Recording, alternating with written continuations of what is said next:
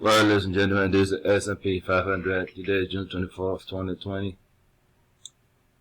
And as you can see, this is one is also trading in a wedge formation. It's a channel. It's a channel formation.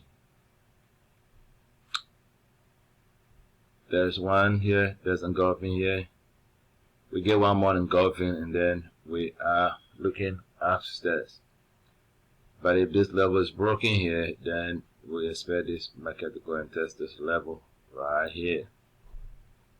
But because of the positive news coming up, I expect this market to go up. So as you trade today, look for an engulfing 1 hour, bigger time frames.